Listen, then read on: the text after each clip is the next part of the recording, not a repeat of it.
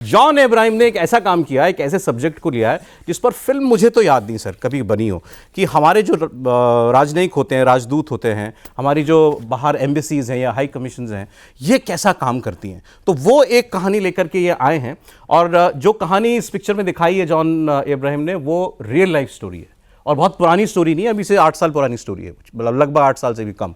और एक true incident, एक वाकया जो पाकिस्तान में हिंदुस्तान की एक बेटी के ऊपर बीता, जो जुल्म हुआ और कैसे उसको वहां बहुत चतुराई के साथ हमारे डिप्लोमेट्स जो हैं उसको पाकिस्तान से बचा करके भारत लाए। उस वक्त सुषमा स्वराज जी होती थी, लेट सुषमा स्वराज जी हमारी विदेश मंत्री, बाकायदा एक प्रेस कॉन्फ्रेंस उन्होंने की थी। बहुत ज़्यादा नहीं बताऊंगा आपको, फिर जॉन बताएंगे कहानी कैसे मिली सर आपको ये। जी सौरभ, मैं ऑफिस गया और मेरे प्रोड्यूसर जो है उनके डेस्क पे एक स्क्रिप्ट पड़ा था और मैं हर रोज़, मैं सुबह ऑफिस 7 बजे पहुंचता हूँ, हर रोज़ एक स्क्रिप्ट पढ़ता हूँ। मैं काफ़ी पढ़ता हूँ, आई रीड बुक्स, बहुत सारे किताबें पढ़ता हूँ मैं। तो ये स्क्रिप्ट पढ़ा मैंने स्टार्टिंग में पढ़ा, क्योंकि मुझे पता है कि हमारी जो स्क्रिप्ट्स होती है ज़्यादातर वाहियात स्क्रिप्ट्स होती है। तो मैंने स्टार्ट करा, उसको पढ़ा, लेकिन ये ड्रॉप नहीं हुआ मेरे लिए। अच्छा, तो मैंने कहा कि ये बहुत 120 पेज स्क्रिप्ट है तो 90 तक ड्रॉप नहीं हुआ। मैंने कहा क्लाइमैक्स में ये ड्रॉप होगा ही होगा, क्योंकि मेरे लाइफ में बहुत कम स्क्रिप्ट्स मिलते हैं जो एकदम 100% सही होते हैं मेरे लिए। मैंने पढ़ा, आई फिनिश्ड 120 पेजेस, 120 पेजेस मैंने पढ़े और मैंने प्रोड्यूसर जो जिसने स्क्रिप्ट भेजा उसको मैंने फ़ोन किया और कहा कि I want to do this film, ये फिल्म मुझे करनी है, आप मुझे डायरेक्टर से मिलाओ। और मेरे ऑफिस में किसी को पता नहीं था। डायरेक्टर आया, मुझे मिला और आज यहाँ मैं आपके सामने बैठा हूँ। क्या बात है, मतलब इतनी पावरफुल स्क्रिप्ट थी वो। आई एन्जॉयड इट, क्योंकि मुझे वो, जैसे मैं फिल्म्स बनाता हूँ, मद्रास कैफ़े, परमाणु, बाटला हाउस, ऐसे फिल्म्स मुझे पसंद है। तो ये सिर्फ जियो पॉलिटिकल फिल्म नहीं है, ये एक ह्यूमन स्टोरी है जो मुझे बहुत पसंद था। और ये एक, यूजुअली क्या होता है, पाकिस्तान को नीचा दिखाता है अपने आप को ऊंचा दिखाने के लिए, वो उनमें से ये फिल्म नहीं थी वो। It's a very different film, human story, लड़की की कहानी, उज़मा अहमद की कहानी, और एक डिप्लोमेट जो मैं प्ले कर रहा हूँ, जेपी सिंह जी का कैरेक्टर आपका। करेक्ट, जो आप जानते हो जेपी को। वो आप हमारे इसराइल के राजदूत हैं वो? नहीं, करेक्ट, उस वक्त वो डिप्टी हाई कमिश्नर पाकिस्तान होते थे। करेक्ट।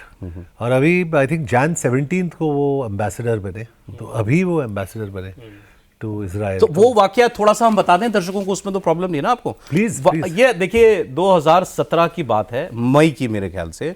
हमारी एक बहन जो हैं वो मुस्लिम थी, उनका नाम है उज़मा अहमद, और ये मलेशिया गई थी घूमने।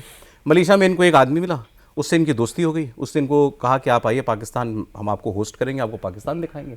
तो ये पाकिस्तान चली गई उसके कहने पर, और इनका कहना है कि वहाँ मुझे पहुँचते ही कुछ नशे की गोली या कुछ दे दिया गया, मुझे ड्रग कर दिया गया और वो बेहोश हो गई। और जब उनकी आंख खुली तो वो खैबर पख्तूनख्वा में थी। उनका, आप समझिए, जो जहाँ आज भी झगड़ा चलता है ना, वो ऑलमोस्ट वो तालिबान के कंट्रोल में एक बार चला गया था वो इलाका। पाकिस्तानी भी डरते हैं वहाँ जाने के, पाकिस्तानी भी डरते हैं। वहाँ उनकी आंख खुली तो पता चला कि ये तो पहले से शादीशुदा है और इसके 4 बच्चे हैं, और गन पॉइंट पर उनसे ज़बरदस्ती निकाह कराया गया, ज़बरदस्ती।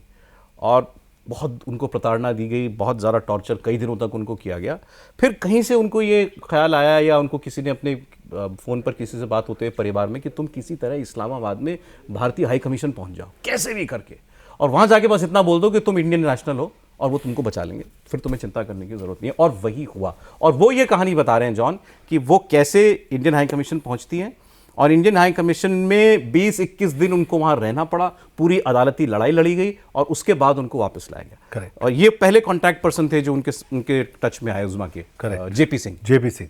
उन्होंने उनसे बात बोला, आप उनसे मिले?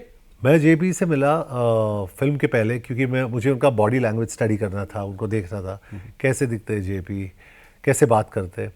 बहुत हंसमुख है, प्यारे से, लेकिन जब भी बात करते हैं हंसी मजाक से। लेकिन आप पॉइंटेड सवाल पूछोगे जेपी से, कुछ भी जो डेलिकेट मैटर किसी भी चीज़ पे, तो वो आपको अपनी आंखों से वो ढूंढेंगे, सर्च करेंगे कि क्यों पूछा आपने ये। हाँ, तो वो बहुत ही शार्प है, बहुत स्मार्ट है। तो जिस तरीके से वो खड़े रहते थे, सब मैंने देख लिया, काफ़ी बातें हुई। और जब भी मैं सेट पे गया, मेरा ये एक ही मकसद था कि जॉन अब्राहम नहीं दिखे वहाँ पे, जेपी सिंह दिखे। और मेरे हिसाब से जब भी उज़मा ने ये फिल्म देखी, और सादिया जो उज़मा प्ले करती है इस फिल्म के, जब भी उन्होंने फिल्म देखी तो उन्होंने कहा कि we could only see JP Singh. तो ये सबसे बड़ा विक्ट्री मेरे लिए वो था।